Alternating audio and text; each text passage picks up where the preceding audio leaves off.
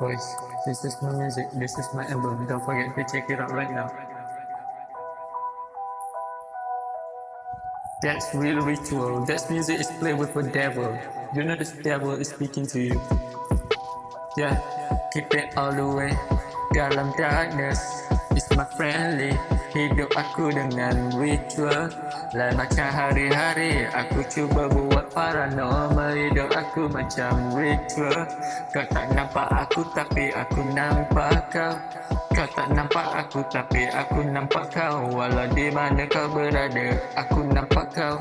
Aku nampak kau, walau kau dalam gelap gelita cahaya yang tak cukup. Masih ada kekaburan, tiada penjelasan, tiada jawapan. Tapi aku tahu hidup aku dalam kegelapan. Still nampak kau, kau ada dekat mana. Jangan cuba lari, takut kau tak pandai nak bersemuka. Takut nanti kau lari dari kenyataan. Takut kau yang masih lagi duduk dalam jalan kegelapan. Kau nak lari ke mana, ke mana? Aku nampak kau, kau tak nampak aku nampak kau. Play with devil, devil is my friend, yeah. Devil is my friend, yeah. Devil is my friend.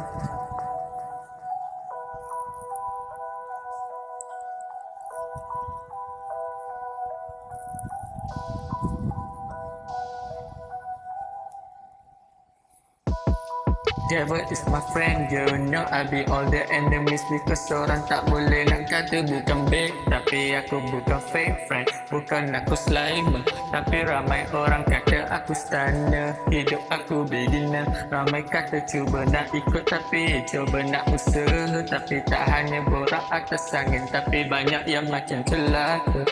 Budak-budak macam celaka, aku cuba kata budak-budak macam celaka. Hidup dalam hasutan, banyak dalam kegelapan. Tak nampak aku, tak kawan dengan manusia, jadi aku kawan dengan setan. Ya, aku kawan dengan setan. Hidup dalam kegelapan, hidup dalam penuh alasan. Tak ada jawapan, ke mana saja engkau larikan diri. Aku boleh nampak kau, kau tak nampak aku.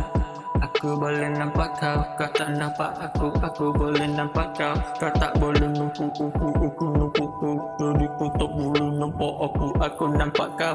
Jadi kau tak boleh nampak aku.